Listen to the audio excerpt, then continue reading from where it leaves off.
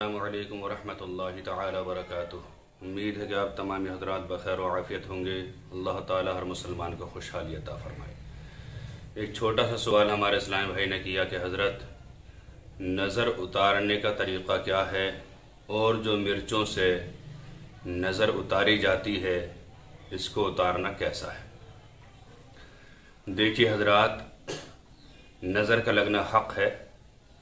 ہمارے اور آپ کے نبی صلی اللہ تعالی علیہ وسلم ارشاد فرماتے ہیں العین حق، نظر کا لگنا حق ہے، چاہے نظر بد ہو چاہے نظر خوش ہو، ہر طرح کی نظر انسان پر اثر کرتی ہے۔ نظر بد خاص کر بہت زیادہ اثر کرتی ہے۔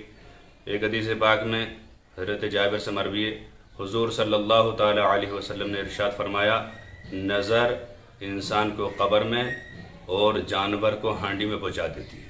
پتہ چلا کہ نظر کا لگنا حق ہے۔ نظر لگتی کیوں ہے؟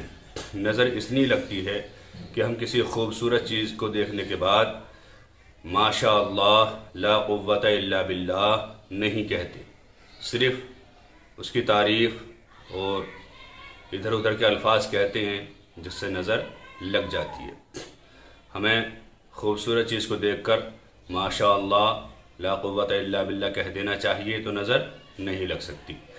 نظر اتارنے کا بہترین طریقہ یہ ہے کہ سورہ کوثر 3 مرتبہ پڑھ کر، اور جسے نظر لگی ہو، جو منظور شدہ ہو، اس پر پھونک مار دی جائے، دم کر دیا جائے، یا پھر سورہ فلق اور سورہ ناس، انہیں معوذتین کہتے ہیں، انہیں پڑھ کر 1 مرتبہ بسم اللہ شریف کے ساتھ جسے نظر لگی ہو اس پر پھونک مار دیا جائے، یا 7 مرچیں لال والی لینے کے بعد جن کے اندر ڈنٹرا موجود ہو، ان کی جو اوپر ڈنٹرا ہوتا ہے، جس سے نظر لگی اس کے اوپر اتار دیں، اور وَإِن يَكَادُ الَّذِينَ كَفَرُوا لَيُزْلِقُونَكَ بِأَبْصَارِهِمْ لَمَّا سَمِعُوا الذِّكْرَ وَيَقُولُونَ إِنَّهُ لَمَجْنُونٌ وَمَا هُوَ إِلَّا ذِكْرٌ لِلْعَالَمِينَ۔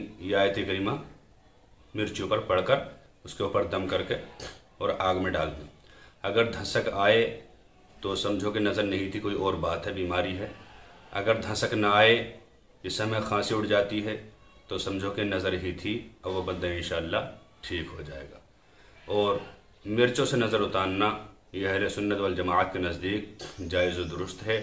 یہ فضول خرچی نہیں، بلکہ کام میں چیز آ رہی ہے، اور ہر چیز کو اللہ تعالیٰ نے انسان کے لیے ہی بنایا ہے۔ اللہ تعالیٰ سے دعا ہے کہ اللہ تعالیٰ ہمیں صحیح دین سیکھنے کی توفیق عطا فرمائے۔ السلام علیکم